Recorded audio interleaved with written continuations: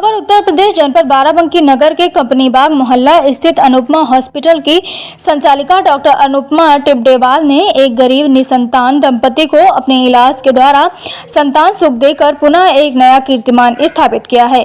Media से बातचीत करते हुए डॉक्टर अनुपमा टिब्डेवाल ने बताया कि जनपद बाराबंकी के ही एक दंपति को शादी के कई वर्षों बाद तक कोई संतान उत्पत्ति नहीं हुई। उन्होंने लखनऊ महानगर सहित कई अन्य जनपदों के चिकित्सालयों में इलाज करवाया, परंतु सभी ने उसे IVF द्वारा संतान उत्पत्ति की सलाह दी। ये एक खर्चीली प्रक्रिया होती है, अतः गरीब दंपति इसका खर्चा उठाने में सक्षम नहीं होता है। उन्होंने बताया कि महिला की फिलोपियन ट्यूब बंद थी तथा उसका हार्मोन लेवल भी कम होने के कारण महिला गर्भधारण करने में सक्षम नहीं थी।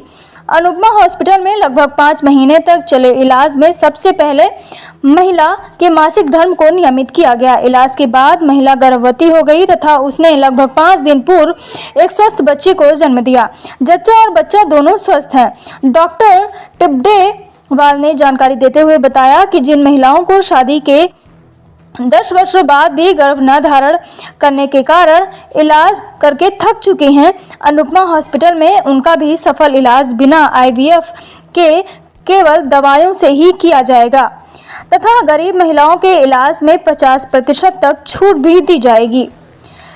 स्त्री रोग संबंधित इलाज तथा ऑपरेशन में भी गरीब महिलाओं को 50% तक छूट दी जाती है।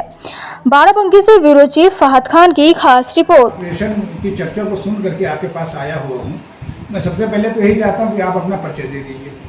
मेरा नाम डॉक्टर अनुपमा टिब्डेवाल है और मैंने MBBS MS PMCS से किया है और मैं यहाँ पे ऑलमोस्ट 16 से 17 ईयर से बाराबंकी में अनुपमा हॉस्पिटल के नाम से अपना एक सेंटर चला रही है। ये कहाँ पे आप चला रही हैं? ये बाराबंकी में कंपनी बाग में लोकेटेड है। ये कंपनी बाग में। अच्छा, क्या अभी हाल ही में कोई आपके यहाँ ऐसा आपने सीजर किया है, ऑपरेशन किया है, जो अपने यहाँ किसी बच्चे के न होने की उम्मीद में दूर लगाए बैठा था? हाँ, एक पेशेंट आई थी मेरे पास लगभग मतलब 1.5 से 2 साल पहले।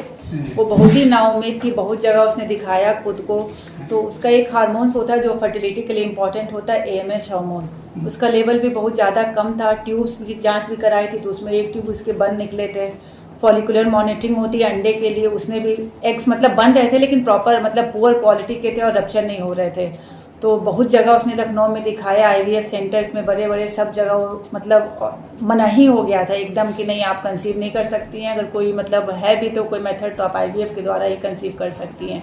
लेकिन चूंकि पेशेंट पुअर था तो वो बेचारा कहीं से उसे पता चला या जो भी, तो फिर मेरे पास आया।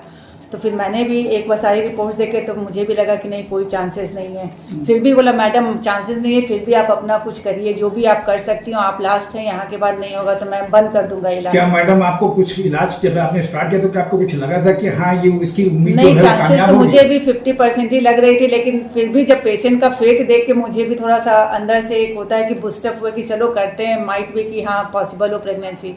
फिर मैंने ट्रीटमेंट शुरू किया। फिर मतलब लगातार उसने जैसे जैसे मैंने बुलाया, पेशेंट का भी थोड़ा सा इसमें मेरा सपोर्ट रहा कि जब जब बुलाए वो आया। उसके बाद सब जांचें उसकी स्टेप बाय स्टेप मैंने कराई। फिर मुझे लगा कि पॉजिटिव साइंस आ रहे हैं, हाँ कि कुछ हार्मोन्स का लेवल भी कुछ बढ़ा। ट्यूब की जांच कराई, हाइड्रोट्यूबेशन किया उसका 3 साइकिल्स में।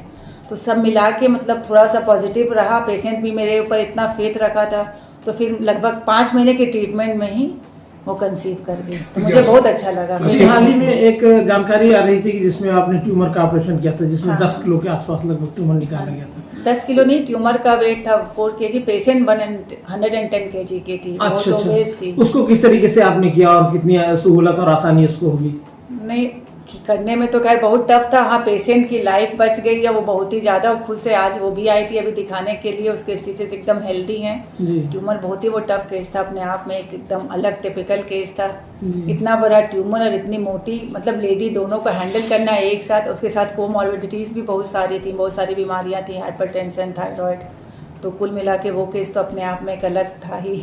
दवाएं और फीस की अगर सुविधा के बारे में बताया जाए कि कैसे किया जाता है, उन लोगों को दवाएं जैसे मिलती हैं तो किस तरीके से मिलती है, कम पैसे में या कैसे क्या होता है? नहीं, दवा का तो मेरे हॉस्पिटल में इतना ज्यादा बाउंडिंग ही नहीं है कि नहीं आपको यहाँ से लेना है। जी। जैसे जो गांव के आते हैं उनको होता है कि बाहर मेडिसिन चेंज ना हो जाए, तो बस वैसे ही पेशेंट को डील किया जाता है कि आप ले लो। जब लेते हैं जो पेशेंट बोल देता है मैम आप इतना कंसेशन करवा दीजिए, ये कर दीजिए। फीस भी मतलब कोशिश करते हैं जो पुअर पेशेंट जो भी होती है जो जितना बोलता है, मतलब कोई फिक्स नहीं है। और डॉक्टर- कैंप भी लगाते ही रहते हैं टाइम बाय टाइम, जहाँ फ्री ऑफ कॉस्ट देखते हैं, जांचें कराई जाती हैं फ्री।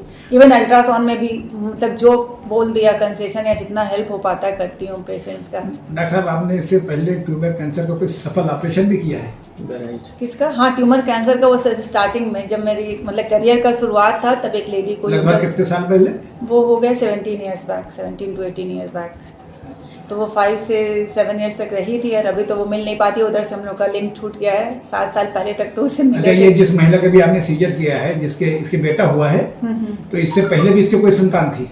इसका एक बेटी हुई थी, हमको लग रहा एक सिजेरियन हुआ था 8-10 साल पहले। तो क्या उसके बाद डॉक्टरों ने मन बता दिया था कि इसके उसके बाद उसको कोई नहीं, उसके बाद वो कंसीव ही नहीं, पीरियड उसके रेगुलर हो गए। सबसे पहले तो पीरियड ही आना बंद हो गए थे, फिर किसी तरीके से वहाँ लखनऊ में पीरियड्स तो आना शुरू हुआ लेकिन इरेगुलर था, तब फिर वो मेरे पास आई थी। कितने सालों से बाराबंकी में लोगों को दे रही सुविधा? मैं 17 साल से। सब बाराबंकी में ही? बहुत बहुत धन्यवाद। आप लोग का भी बहुत बहुत धन्यवाद है, सबसे पहले भगवान के धन्यवाद।